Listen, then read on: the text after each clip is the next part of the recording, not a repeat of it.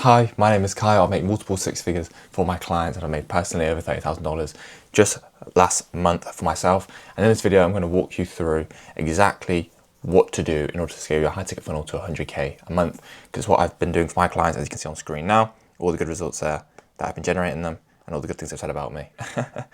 I'm going to walk you through exactly how I look to scale them to 100K a month, and every single piece of feedback, every single action that you should be taking along the way in order to get there.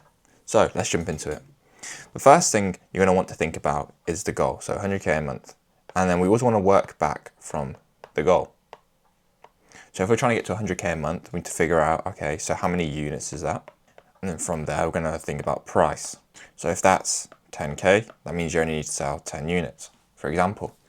Then you need to think, okay, in order to sell 10 units, how many salespeople do I need? Well, you probably need one closer. If you have a close rate of, let's say, 30%, that means you only need 30 booked calls. You see what I mean? Now, this probably won't be live calls. It's probably more like 40. You have like an 80% show up rate.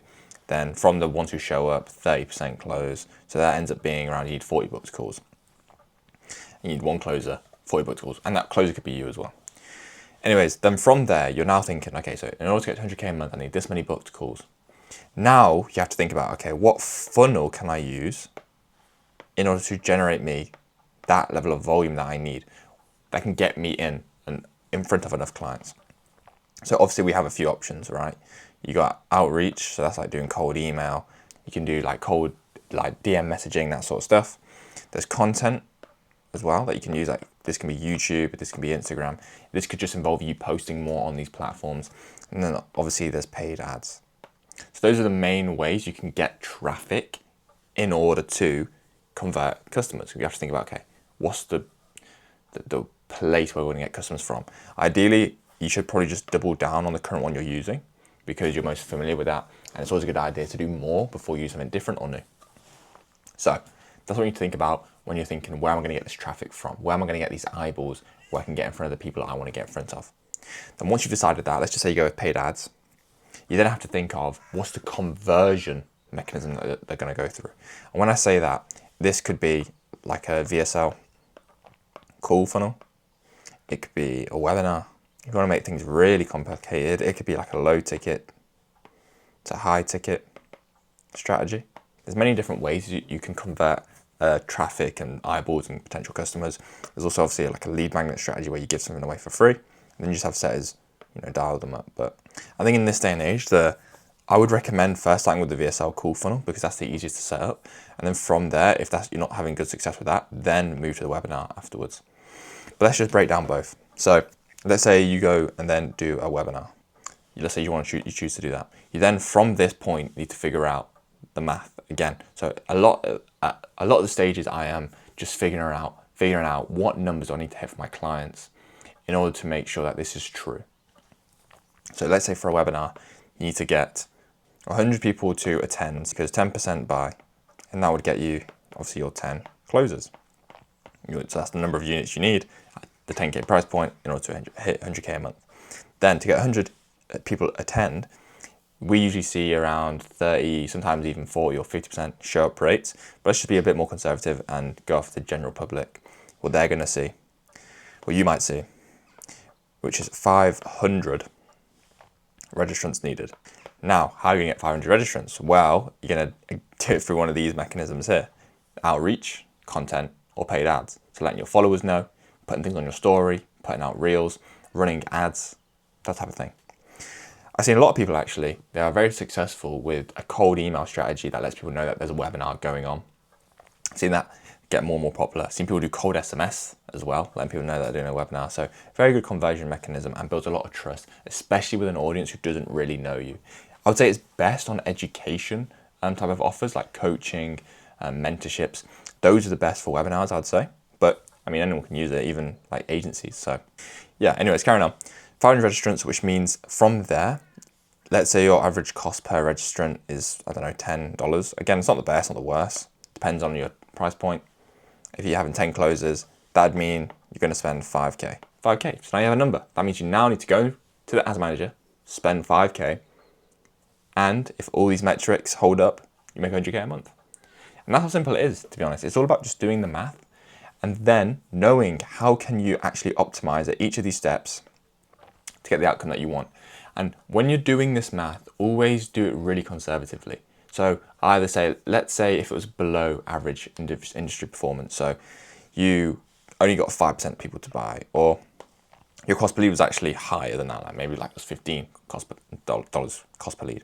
Because then if you optimize for the worst case scenario, in terms of, let's say you expect the worst case scenario, so you expect you're gonna have to spend more, you'll end up likely outperforming that. So then your expectations were, well, I was expecting these numbers, but in reality I got something way better. So you'll be more happy with it, more likely to stick with it because your expectations were surpassed. So it's the type of, like I said, it's the math like this which allows me to decide what I need to do to get to these 100K months. And that's the first thing I recommend doing. Figuring out step by step within the funnel that you've chosen and the traffic source that you're using, what do you need to do to get to the goal you're looking to get to. Then let's break it down for the VSL funnel as well. The way I like to look at it is number of people who land on the landing page and then actually book a qualified call. So what most people have, obviously, is the VSL, and then maybe like a type form plus a Calendly down below it, where you get a first name, email, phone, maybe some other qualifying questions, and then they book a call. At first, when I set these up, I like to just have name, email, phone, and then straight to a Calendly. The reason being, I want to have as little friction as possible at the start because I don't know if people even want your offer. We don't want to be adding in friction until we're actually confident we're getting a lot of volume through. So we want to be getting calls booked through. Then if these calls aren't really qualified, then we need to add friction because we don't want to waste people's time. So yeah, like I said, name, email, phone, then to a Calendly where they can book a call. So have that integrated with Typeform. Don't take them to a new page. If you take them to a new page, you can see like 50% drop-off rates. It's crazy. So make sure to keep them on that same page. Then, so from click to qualified booked call, you're expecting a 3 to 5%, which means if 100 people click, it means 3 to 5 qualified booked calls. That's the metric you're optimizing for at a higher level. So that's one of the things you'll be looking at. You'll also be looking at metrics like cash collected per booked call, per qualified booked call. So let's say that's, I don't know, $300. You know that per booked call, if you're spending, let's say, $100, you have 3 extra hours. Now, cash collected per booked call, this isn't like, there'll be calls where no cash is collected, but it'll still count as a cash collected per booked call. It's because you take the number of qualified booked calls you have, and that's divided by the total amount of cash you collected within that month or time period. Let's say you collected 100K and you had 40 booked calls. That would be, I think, 2.5K per qualified booked call. That's how much cash you'd collect. So that means, like I said, if you're buying it for 100, that's a great ROAS because you'd be seeing 2.5K, 25 extra ROAS, which is insane. So yeah, those are the numbers I'm looking at. Click to qualified book call, make sure it's 3 to 5%.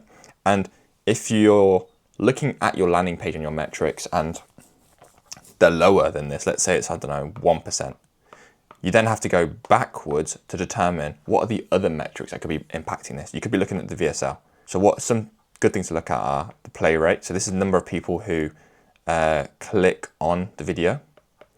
And then you're looking at things like engagement rate. So if you use a platform like Wistia, you can track all these metrics. And both of these, you want to be, this one needs to be probably ideally 20% plus. And this play rate should be 50% plus, as high as you can really. What's very, very common as well that I see very often with my clients is play rate can be something like 82%, but then engagement rate can be like 5%, which basically means that your VSL thumbnail and the intro looks appealing, but then as soon as people start watching it, there's like a big drop off like this because you open with like, hi, my name is whatever. But when you're sending to cold traffic, you need to get straight into it. Basically just saying, look, this is what I'm going to do for you. And here's exactly how I'm going to do it. They don't really care about who you are, to be honest. So that's exactly what to look at when you're looking at the VSL funnel. You can also look at metrics like application to qualified book call. If you've seen a huge drop off there, it may mean you have too many questions, if you have too much friction in place, they might want to think about reducing. And then obviously on the, if you're getting in customers through ads, through paid ads here, you're going to be looking at things like click-through rates and stuff like that. If you're getting them through content, You'll probably be looking at metrics like that too, and same thing for outreach. But yeah, so those are the main traffic sources people are using today. The best mechanisms I'm seeing right now are webinar and call funnels. Now, depending on the offer you sell, if you sell a more like a done for you type of offer, I think a call funnel is better. But again, a webinar can work too. If you're selling a more educational style thing and you need to build a lot of trust with someone before they can take that action, because with a webinar, you're not just getting people to believe in you, you're getting them to believe in themselves. Because the biggest reason people don't take action is usually themselves. They usually have a lot of the information already. They just need someone to prompt them, to give them that courage, that motivation. And that's what a lot of people get from webinars. So that's what you can expect. And that's exactly what I do to scale my clients' offers 200K a month. That's what I'll be doing, scale 200K a month, and keep implementing. So make sure to do the math, do the metrics, choose a funnel, choose where you're getting your customers from, and keep crushing it. Bye.